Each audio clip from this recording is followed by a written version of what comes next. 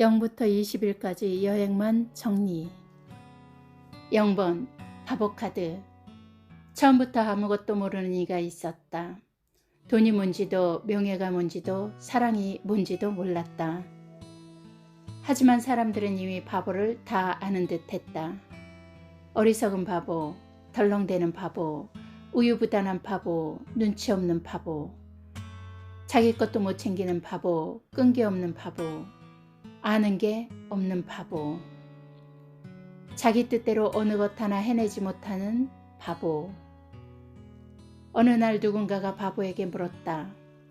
너 왜 사니? 그 말을 듣고 바보는 궁금해지기 시작했다. 그래, 난 왜 살지? 그날 밤이 새도록 바보는 처음으로 고민이란 걸 했다. 그리고 다음날 바보는 배낭 하나만 덜렁 짊어지고 사람 여행을 떠났다. 산다는 건 뭘까? 산다는 건 뭘까? 과연 남들은 어떻게 살고 있을까? 1번 마법사. 여행을 떠난 바보가 처음 만난 사람은 마법사다. 그는 밝은 얼굴과 강한 자신감 그리고 화려한 언변의 소유자였다. 또한 호기심이 많은 하고잡이어서 뭐든 하지 않고는 못 배기는 성격인 듯 했다. 어떤 일이든 관심을 가졌고 무슨 일이든 다 해보고 싶어 했다. 이제 막 자기 일을 시작해서인지 조금 서툴렀지만 실패의 두려움보다 성공의 설렘이 더 큰 듯했고 신중하기보다는 즐겁게 일하는 것처럼 보였다. 그는 다재다능한 재주꾼으로 손재주도 좋고 패션 감각도 있었다. 옷차림을 보면 세련되기보다는 실험적이었고 고급스럽기보다는 신선했다. 말재주가 있고 유머와 위트가 넘쳤으며 하루 종일 즐겁고 유쾌했다. 그래서 친구가 많고 어색한 자리도 그가 나타나면 즐거운 분위기로 바뀌었다.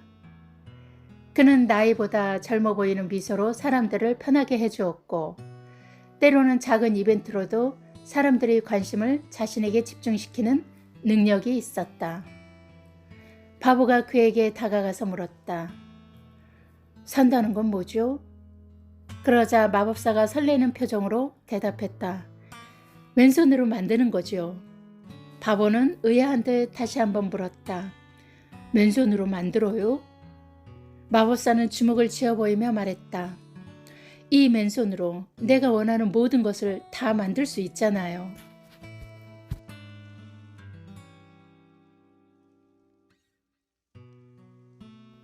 2번 여사제. 여행을 떠난 바보가 두 번째로 만난 사람은 여사제다. 밝고 자신만만한 마법사와 달리 그녀는 무표정하고 차분했다. 고고하고 도도하며 순결한 분위기가 건의처럼 느껴져서 누구도 선뜻 그녀에게 말을 걸지 못했다. 그녀는 늘 책을 들고 있었고 말하기보다 보고 듣는 것을 더 좋아하는 듯 했다. 간혹 입을 열면 비밀스러운 이야기들이 줄줄 흘러나올 것만 같았다. 그녀는 늘 하얗거나 깨끗한 옷을 입었고 음식도 정갈하게 먹었다. 조금의 화려함이나 지저분함도 절대로 용서할 수 없는 것 같았다. 그녀는 항상 생각한 후에 말하는 편이었고 그 말은 짧지만 명료했다. 결단을 할 땐 감정보다 이성을 중시했다. 또한 혼자 있기를 좋아하는 편이어서 대인관계는 좀 좁아 보였다. 하지만 그녀는 어떤 자리에서도 자신만의 색깔을 잃지 않았고 그 색깔은 차분하지만 고요한 힘을 유지하고 있었다. 바보가 그녀에게 다가가서 물었다. 산다는 건 뭐죠? 그러자 여사제는 또박또박 대답했다. 또 다른 죽음이 있다는 거겠죠. 당신이 있으면 당신 아닌 내가 또 있듯이. 바보가 다시 물었다. 그럼 산다는 건 좋은 건가요? 여사제가 대답했다. 죽는다는 게 꼭 나쁘다고 한다면요. 3. 여항제. 여행을 떠난 바보가 세 번째로 만난 사람은 여왕제다. 여왕제는 부드럽고 너그러웠으며 매사에 긍정적이고 자신감이 넘쳤다. 그녀는 멋을 알고 예술을 즐기길 좋아했다. 옷차림은 화려하면서 기품이 있었고 황금빛 액세서리는 그녀의 높은 지위를 나타내기에 충분했다. 고풍스러운 식탁 위에는 풍성한 오곡백과가 정갈하게 준비되어 있었고 벽에는 아름다운 그림들이 가득 걸려 있었다. 그녀는 한가할 때면 온갖 나무와 꽃들이 가득한 정원을 거닐었다. 정원 곳곳에 있는 아름다운 분수에서는 시원한 물줄기를 생동감 있게 내뿜었다. 그녀는 지저귀는 새소리에 맞춰 노래를 흥얼거리곤 했는데 그 소리는 늘 아름답고 매혹적이었지만 가끔은 슬픔이 묻어났다. 최고의 것들로 둘러싸여 살면서도 어딘가 모를 허전함이 느껴졌다. 바보가 그녀에게 다가가 물었다. 산다는 건 뭐죠? 그러자 그녀가 활짝 웃으면서 대답했다. 끊임없이 날 위해 채워가는 거죠. 말을 마친 후 그녀의 얼굴빛이 바뀌는가 싶더니 나지막에 한마디를 내뱉었다. 그렇게 새로운 것들로 채워가지 않고서는 하루도 배겨낼 수가 없어요. 세상은 너무도 재미없고 무료하니까요. 4. 황제. 여행을 떠난 바보가 네 번째로 만난 사람은 황제였다. 황제는 강한 눈빛으로 주위를 압도하는 카리스마가 있었으며 목소리는 크지 않았지만 엄청난 무게감이 느껴졌고 빠른 판단과 결단력의 소유자였다. 그는 최고의 것들에만 관심이 있었다. 화려한 옷보다 고급스러운 옷, 유행하는 옷보다 기품 있는 옷을 좋아했다. 특히 사람들을 만나는 것을 좋아했는데 항상 중심이 되는 자리를 택했다. 동성 친구에게는 의리와 인간애를 강조했고 이성 친구에게는 선물을 잘하는 편이었지만 정작 받는 사람들의 마음에는 관심이 별로 없는 듯 했다. 그의 사무실은 도시가 한눈에 들어오는 건물 꼭대기에 있었는데 잘 정리된 그 공간은 마치 박쥐들이 가지런히 진열된 박물관처럼 느껴졌다. 그는 언제 어디서든 일과 노는 것이 잘 구분되지 않았다. 일할 때는 무섭도록 몰입하는 편이었는데 그 모습이 마치 치열한 전쟁을 치르는 장군 같았다. 바보가 그에게 다가가서 물었다. 산다는 건 뭐죠? 그러자 그가 매서운 눈빛으로 또렷하게 대답했다. 세상에서 가장 높고 튼튼한 성을 쌓는 것이오. 바보가 다시 물었다. 이렇게 평화로운데 더 높고 튼튼한 성이 왜 필요한가요? 황제가 대답했다. 발 아래를 내려다보시오. 저들은 내 성이 높고 튼튼할수록 날 우러러 볼 거요. 조금의 의심이나 원망 없이. 5번 교황. 여행을 떠난 바보가 다섯 번째로 만난 사람은 교황이었다. 그는 부드럽고 상냥했으며 말수가 적고 말하기보다는 듣는 편이었다. 또 언제나 그윽한 눈으로 사람을 깊이 들여다보는 것 같았다. 한마디로 그는 배려심과 따뜻함이 돋보이는 성격의 소유자였다. 그는 늘 순백의 옷을 입었는데 그 색깔만큼 깨끗하고 욕심이 없는 듯 했다. 누구보다 아이들을 좋아했으며 아프고 병든 사람을 도왔고 가진 자와 힘있는 사람에겐 늘 겸손과 아량을 주문하거나 심지어는 꾸짖기까지 했다. 그의 권위는 도덕적으로 흠이 없어서 사람들로 하여금 스스로 반성하게 했다. 그는 때로는 아버지같이 위대하고 늠름하고 믿음직스러웠지만 때로는 어머니처럼 부드럽고 따뜻하며 헌신적이었다. 그는 혼자 있을 때도 반성하고 성찰하고 절제했으며 모든 이의 아픔과 잘못을 자신의 것처럼 느꼈고 즐겁고 행복한 일은 하늘의 영광을 돌렸다. 늘 사람들을 위해 기도했고 그의 사랑은 그것만으로도 충분히 차고 넘쳤다. 바보가 그에게 다가가서 물었다. 산다는 건 뭐죠? 그러자 그가 빙그레 웃으며 대답했다. 나를 있게 해준 그분에게 끊임없이 감사드리는 것이죠. 바보가 다시 물었다. 그럼 내가 왜 여기 있게 된 거죠? 교양이 대답했다. 당신이 있어 그 질문이 가능하듯 그 이유가 있어 당신이 존재할 테죠. 6. 연인. 여행을 떠난 바보가 6번째로 만난 사람은 연인이었다. 그들은 커플룩을 입고 누가 보든 말든 안고 입 맞추고 귓속말로 소곤거렸다. 이어폰을 나누어 끼고 음악을 듣고 잔 하나에 빨대 2개를 꽂아 함께 마셨다. 한쪽이 어깨를 기대면 다정하게 머리칼을 쓸어넘겨 주기도 했다. 그들은 세상을 다 가진 듯 행복해 보였지만 언제나 그런 것은 아니었다. 때론 사나운 눈빛으로 상대에게 고함을 지르기도 하고 많은 이들이 지나다니는 길가에서 동상처럼 서서 서로에게 따지고 또 따지기도 했다. 쇼핑한 물건을 패대기 치고 다신 안 볼 사이처럼 혼자서 자리를 뜨기도 했다. 울리는가 싶더니 안아주고 안아주는가 싶더니 작별을 구하고 작별을 구하는가 싶더니 간절히 소식을 기다리고 막상 연락이 오면 화를 냈다. 그들은 수십 번 이별하고 수십 번 만났다. 바보가 그들에게 다가가서 물었다. 산다는 건 뭐죠? 그러자 연인은 이구동성으로 대답했다. 없으면 허전하고 있으면 귀찮은 거죠. 바보가 다시 물었다. 그게 도대체 뭐죠? 그들이 각자 말했다. 남자, 여자. 7. 전차.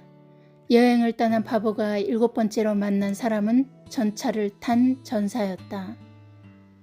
그는 2마리 말이 끄는 전차를 타고 다녔는데 겉은 한없이 강해 보였지만 속은 그렇게 부드러울 수가 없었다. 한낮의 태양 같은 뜨거움과 한밤의 달 같은 차가움을 동시에 가지고 있었다. 그는 멋을 알고 멋을 부릴 줄도 알아 또 멋부리기를 좋아했다. 그의 곁엔 늘 여자들이 모여들었고 여자들이 모인 곳엔 늘 그가 있었다. 그는 당당한 군인답게 어떤 위험도 마다하지 않았고 죽음에 맞서는 각오로 전차에 늘 자신의 관을 싣고 다녔다. 하지만 때때로 전쟁의 참혹함을 목격한 뒤에는 문득 고향을 그리워하며 깊은 고민에 잠겼다. 그는 태양과 달이 미처 밝히지 못한 어둠 속에서 2마리 말을 한 방향으로 조화롭게 이끌 때에야 비로소 고민을 이겨낼 수 있었다. 바보가 그에게 다가가서 물었다. 산다는 건 뭐죠? 그러자 전사가 다부지게 대답했다. 자기 자신에게 끊임없이 길을 묻는 거죠. 바보가 다시 물었다. 당신은 용맹하고 길은 많잖아요. 전사가 비장한 목소리로 스산하게 대답했다. 한 번 간 길은 되돌릴 수 없기 때문이죠. 8번 힘. 여행을 떠난 바보가 8번째로 만난 사람은 지혜로운 힘의 여자였다. 그녀는 부드럽고 차분했으며 여유 있고 배려하는 성격이었다. 예쁘게 꾸미는 것을 좋아했지만 소박하면서도 자연 친화적이었다. 늘 깔끔한 옷차림에 정갈한 분위기였지만 충분히 아름답고 신비로웠다. 그녀는 어떤 위험이 닥쳐도 당황하지 않고 부드럽고 지혜롭게 극복해 나갔다. 건강한 육체와 강한 정신의 소유자로 매우 현실적이어서 돈과 물질을 잘 다루는 편이었다. 특히 위험한 물건을 잘 다루었고 고통을 참는 인내심이나 끈기도 탁월했다. 그녀는 모성이 강해서 아이들이나 동물을 좋아하는 것은 물론 사나운 동물처럼 거친 사람과의 갈등이나 분쟁도 슬기롭게 해결할 줄 알았다. 상대를 자신의 의지대로 이끄는 설득력이 있었고 상대에게서 단점보다 장점을 이끌어내는 능력도 있었다. 바보가 그녀에게 다가가서 물었다. 산다는 건 뭐죠? 그러자 그녀는 대답했다. 상대를 지켜봐주고 고쳐주고 이끌어주고 칭찬해주는 거죠. 바보가 다시 물었다. 그런 힘은 어디에서 나오나요? 그녀가 신비한 미소로 바람처럼 대답했다. 바람에 흔들릴 뿐 꺾이지 않는 힘에서요. 9번 은둔자. 여행을 떠난 바보가 9번째로 만난 사람은 은둔자였다. 그는 늘 말이 없고 골똘히 생각에 잠긴 듯해서 도무지 성격을 알 수가 없었다. 달관하듯 세상 일에 관심이 없었고 오로지 책을 읽거나 명상을 하기 위해 조용하고 한적한 곳을 찾아다니곤 했는데 가끔은 동굴이나 산장 혹은 도시의 흉가나 하수구 속에서 발견되기도 했다. 어둠 속을 걸으며 밤하늘의 별을 세거나 하늘에 등불을 들고 다니는 그를 제대로 아는 사람은 드물었다. 누구는 그에게 깊은 상처가 있을 거라고 했고 또 다른 이는 그가 예전에 높은 자리에 있다가 쫓겨났다고 했으며 어떤 이는 그가 철학자라고 했다. 고행 중인 수도자라고 기뜸하는 사람도 있었지만 사실인지는 알 수 없었다. 그는 초라한 형색 때문에 한눈에 보기에도 가난해 보였다. 다만 외로워 보이지만 스스로는 외로워하지 않는다는 것만은 분명해 보였다. 또 나이가 많고 건강도 나빠 보였지만 눈빛만큼은 하늘의 별처럼 빛났다. 바보가 그에게 다가가서 물었다. 산다는 건 뭐죠? 그러자 그는 침묵하며 바보를 빤히 바라보았다. 바보가 다시 물었다. 혹시 말을 못하거나 귀가 안 들리나요? 그가 등불을 바보의 얼굴에 비추며 대답했다. 비켜주실래요? 10번 운명의 수레바퀴. 여행을 떠난 바보가 10번째로 만난 건 운명의 수레바퀴였다. 운명의 수레바퀴는 4극점이 있었다. 가장 좋을 때와 가장 나쁠 때가 양극단에 위치했고 점점 좋아질 때와 점점 나빠질 때가 그 사이에 있었다. 수레바퀴가 말하길 사람은 그 누구도 운명을 피할 순 없다고 했다. 그 운명은 애초부터 좋고 나쁜 게 없는데 현재 좋음과 현재 나쁨이 있을 뿐이며 가장 좋은 때는 가장 나쁠 때를 향해 가고 가장 나쁠 때는 가장 좋은 때를 향해 간다고 했다. 그래서 인생은 수레바퀴처럼 돌고 그래서 운명은 수레바퀴처럼 윤회하고 그러니 인생도 운명도 돌고 돌 뿐이라고 했다. 기쁨은 슬픔을 지나 만나게 되고 슬픔은 또 기쁨을 지나 만나게 되며 기쁨도 슬픔도 사람도 자연도 삶도 죽음도 그저 돌고 돌 뿐이라고 했다. 바보가 수레바퀴에게 다가가 물었다. 산다는 건 뭐죠? 그러자 수레바퀴는 빙글빙글 돌면서 대답했다. 끊임없이 움직이는 거죠. 바보가 다시 물었다. 잠시 그 바퀴를 멈추고 쉬면 안 되나요? 그러자 수레바퀴가 계속 빙글빙글 돌면서 대답했다. 멈추는 건 영원히 죽는 거니까요. 11. 정의 카드이다. 여행을 떠난 바보가 11번째로 만난 사람은 정의의 여신이었다. 그녀는 두 눈을 가린 채 한 손에는 검을, 다른 한 손에는 저울을 들고 있었는데 그녀의 말에 따르면 저울은 균형을, 검은 결단을 의미한다고 했다.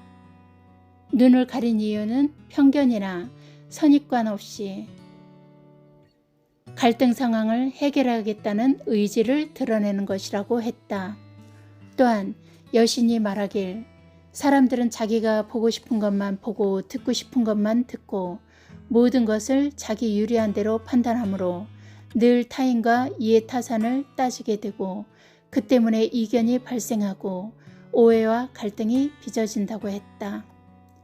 쌍둥이라도 서로의 마음까지 일치할 수는 없고 인간은 남의 입장을 이해하기보다는 내 입장을 변명하느라 바쁘기에 어쩔 수 없이 그녀가 나서야 되는 것이라고 했다. 바보가 정의의 여신에게 다가가 물었다. 산다는 건 뭐죠? 그러자 정의의 여신은 차갑고 정확하게 대답했다. 끊임없이 상대와 나 사이에 선을 긋는 것이지요. 바보가 다시 물었다. 선을 긋는다는 건 단절을 의미하는 것 아닌가요? 그러자 정의의 여신이 고개를 살래살래 흔들면서 대답했다. 선을 긋는 건 이견과 오해 그리고 갈등과의 단절이지요. 12. 매달린 사람. 여행을 떠난 바보가 12번째로 만난 사람은 매달린 사람이었다. 그는 나무에 한 발이 묶인 채 위태롭게 거꾸로 매달려 있었다. 그런데 언제 끝날지 모르는 고통을 그는 묵묵히 참고 즐기는 듯 보였다. 누구는 그가 사형수라고 했고 또 누구는 남의 죄를 대신 뒤집어 썼다고 했으며 어떤 이는 순교자라고 했고 또 누구는 그가 고행을 한다고 했으며 다른 이는 그를 실직자라고 했다.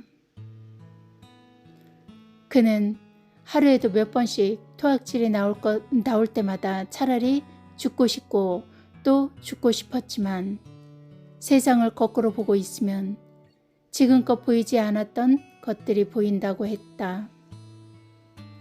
그럴 때마다 어떻게든 살고 싶고 또 살고 싶어진다고 했다. 바보가 매달린 사람에게 다가가 물었다. 산다는 건 뭐죠? 그러자 매달린 사람은 한참이나 뜸을 들이다가 나지막이 대답했다. 끊임없이 기다리는 거지요. 바보가 다시 물었다. 무엇을 기다린다는 건가요? 그러자 매달린 사람이 이를 지그시 악물면서 대답했다.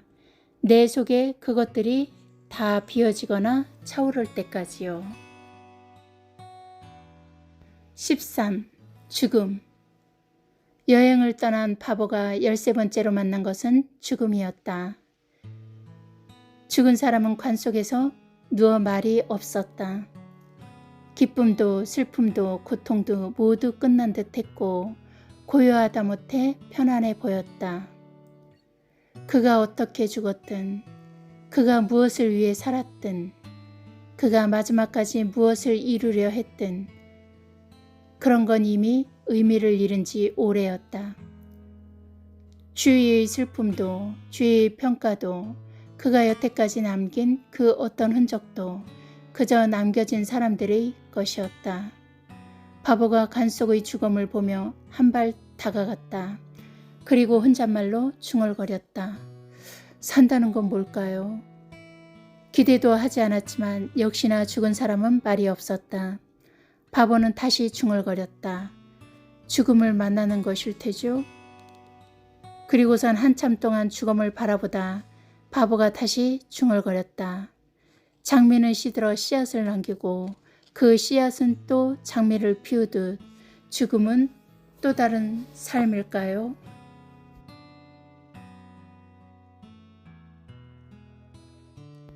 14. 절제카드이다. 여행을 떠난 바보가 14번째로 만난 것은 절제였다. 많은 이들이 절제를 지키려고 노력하고 있었는데 마치 긴 수행과정 같았다. 왕은 왕이라고 너무 강압하려 하지 않았고 종교인은 종교인이라고 맹목적 신앙생활을 요구하지 않았다. 남자는 남자라고 여자에게 복종을 강요하지 않았고 여자는 여자라고 남자에게 의존하려고만 하지 않았다. 힘 있는 자는 힘 있다고 자신의 능력을 더 높이지 않았으며 힘없는 자는 힘없다고 자신의 능력을 한탄만 하지 않았다. 가진 자는 가졌다고 펑펑 쓰지 않았으며 못 가진 자는 못 가졌다고 없는 척만 하지 않았다. 배운 자는 배웠다고 남을 무시하지 않았으며 못 배운 자는 못 배웠다고 스스로를 비하하지도 않았다. 그들은 너무 뜨겁지도 차지도 않았으며 너무 나아가거나 뒤처지지도 않았다.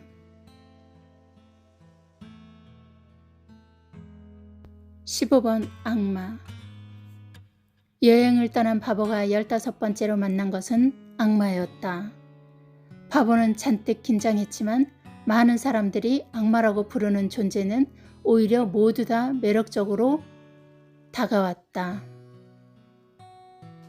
악마는 여러 모습을 하고 있었다.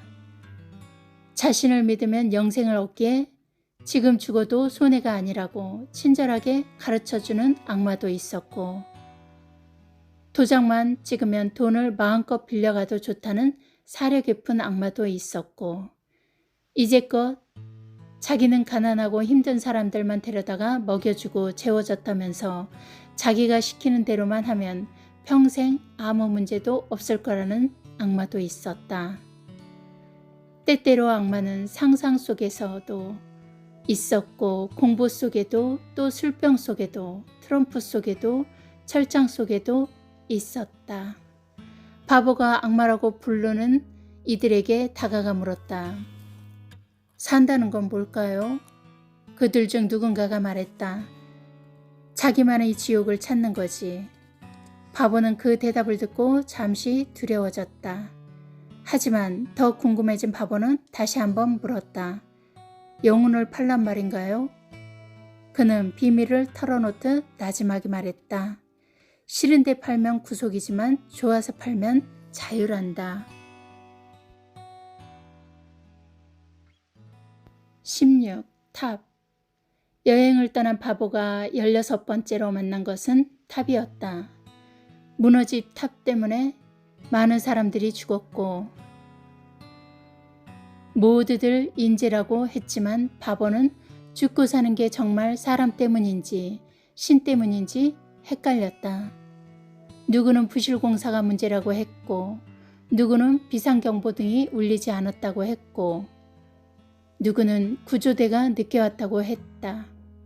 또 누구는 죽은 사람만 재수없지라고 볼멘소리를 했다. 저마다 희생자가 많은 이유를 분석했지만 언제나 결론은 인재였다. 바보는 건물이 너무 높아서 큰 사고가 난 게 아닐까 생각했지만 바보를 빼고는 그 누구도 건물이 높은 것을 문제 삼지 않았다. 오히려 더 높게 짓지 않아서 다행이라는 말만 들렸다. 바보가 무너진 탑 주변에 있는 사람들에게 다가가 물었다. 산다는 건 뭘까요? 그들 중 누군가가 말했다. 죽더라도 갈 때까지 가보는 거지 뭐. 바보는 잠시 어리둥절했지만 정말인지 궁금해서 다시 한번 물었다. 정말 죽으면 어떡하려고요? 그는 피식 웃으며 말했다. 그건 운에 맡겨둬야지 뭐. 바보는 혼잣말로 중얼거렸다. 인재라면서 운에 맡긴다고? 17. 별카드다. 여행을 떠난 바보가 17번째로 만난 것은 별이었다. 별은 누구나 가질 수 있는데 그 모양이 저마다 다르다고 했다. 누군가는 별의 또 다른 이름이 꿈이라고도 했다. 별은 어떠한 고통 속에서도 삶을 지탱할 수 있게 하는 무엇이며 스스로 포기하지 않는 한 그 빛은 꺼지지 않고 빛나는 것이며 내가 발을 헛디디지 않고 곧바로 나아가게 해주며 하나가 여물어서 따고 나면 또 다른 별이 생긴다고 사람들은 말했다.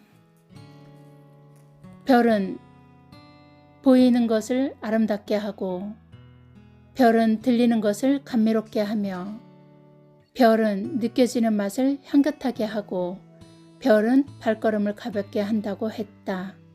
하지만 사람들 모두 별은 천천히 아주 천천히 여문다고 했으며 갑자기 여문 별은 갑자기 질 수도 있다고 알려주었다. 바보가 별을 품은 사람에게 다가가 물었다. 산다는 건 뭘까요? 그들 중 누군가가 말했다. 별을 바라보는 것이지요. 바보는 잘 이해되지 않아서 다시 한번 물었다. 바라만 보면 별은 언제 떠나요? 그는 고개를 살짝 저으며 나지막이 말했다. 이미 딴 별은 더 이상 별이 아니니까요. 18. 달카드이다. 여행을 떠난 바보가 18번째 만난 것은 달이었다. 원래 태양과 달은 한 몸이었는데 어느 날인가 분리되어 태양은 낮을 지키고 달은 밤을 지키게 되었다고 했다. 또 태양은 자신의 얼굴을 당당하게 내보였지만 달은 음흉하여 태양의 가면을 쓰고 밤을 지킨다고 했다. 달은 변덕이 심해 15일을 주기로 바닷물을 높이기도 낮추기도 했고 사람의 마음을 움직여 그리움에 젖게도 우울감에 빠지게도 했다. 사람들은 달이 무언가를 숨기고 있다고 말했다. 누구는 달토끼를 숨겼다고 하고 누구는 두꺼비를 숨겼다고 하고 누구는 당나귀를 숨겼다고 하고 누구는 집게발을 쳐든 개를 숨겼다고 했으며 누구는 여인의 옆모습을 숨겼다고 하고 누구는 그림자를 향해 손 내미는 여인을 숨겼다고도 했으며 누구는 엉큼한 성욕을 숨겼다고도 했다. 바보는 아까부터 뚫어져라 달을 바라보던 여인에게 다가가 물었다. 산다는 건 뭘까요? 그러자 그녀의 입가를 가리며 대답했다. 비밀이에요. 바보는 서운한 마음을 숨기고 그녀에게 귓속말로 애원했다. 제게 살짝만 말해줄 수 없나요? 그녀는 달을 가리키며 분명하게 말했다. 알 수 없다고요. 19. 태양. 여행을 떠난 바보가 19번째로 만난 것은 태양이었다. 누구는 태양을 신이라고 불렀고 누구는 태양을 아버지라고 불렀으며 또 누구는 태양을 어머니라고도 불렀다. 태양을 아이라고 부르는 사람도 있었지만 그들 모두 다 같이 태양을 숭배했다. 태양을 신이라 하는 것은 태양을 중심으로 모든 별들이 돌고 있기 때문이고 태양을 아버지라 하는 것은 멀리서 세상에 온기를 불어넣기 때문이라고 했다. 태양을 어머니라 하는 것은 세상의 모든 생명을 키우고 먹여 살리기 때문이고 태양을 아이라고 하는 것은 온 세상을 다 드러나게 하여 숨기지 않는 순수함 때문이라고도 했다.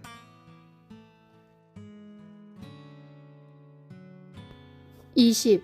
심판. 여행을 떠난 바보가 20번째로 만난 것은 심판이었다. 사람들은 세상의 모든 일에는 심판이 따른다고 했다.